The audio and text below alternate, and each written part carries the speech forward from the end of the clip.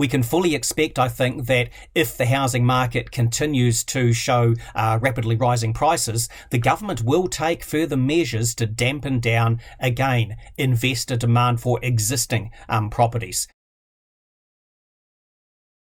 Hello again, everybody.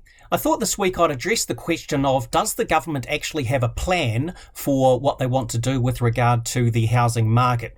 I don't know that they've necessarily got a plan, as in something well drawn out they're going to implement over a period of 3 years, but they certainly have clearly stated what their goals are when it comes to the housing market in New Zealand.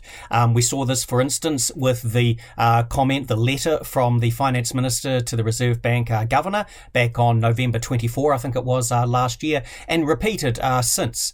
Number one, they want to dampen down the investor demand for existing property. Hence, on March 23, those changes which still left the interest deductibility advantage for purchasing a newly built property, but of course took it away for investors purchasing a house which already exists. We can fully expect, I think, that if the housing market continues to show rapidly rising prices, the government will take further measures to dampen down, again, investor demand for existing properties. And you might be thinking, well, what could that actually be? Well, I guess the thing to note here is that the government has stripped away the ability of investors to deduct one of the expenses related to holding an investment property.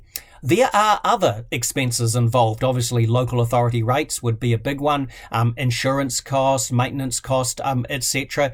If the government does not get its way with regard to the pace of house price increase slowing down, you should expect that there might be some additional moves there to reduce the deductibility of expenses for investors, again, in existing property, but not in the new property.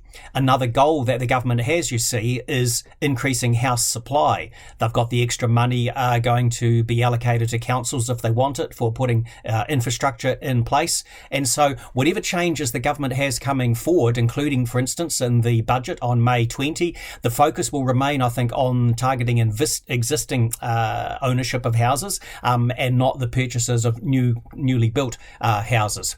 The government also wants more sustainable house prices, completely undefined exactly what that necessarily means there, and they want to improve housing access for young people, first home buyers. This is interesting because on April 22, the Finance Minister indicated that with the new legislation coming forward, deposit guarantees in New Zealand, he's tacked something on to the end of that wasn't much mentioned before, and that is when the Reserve Bank is looking at putting in place LVRs, debt to income ratios, restrictions on interest-only lending, the Finance Minister will have input into which groups of borrowers can be targeted by those things. That's something not in place now, and it's not clear when he will gain that authority. But I think this just reflects the concern the Finance Minister has that if he gives DTI, debt to income restriction authority, to the Reserve Bank, they'll apply it to everybody, first home buyers and investors eventually when they want to slow the market down. So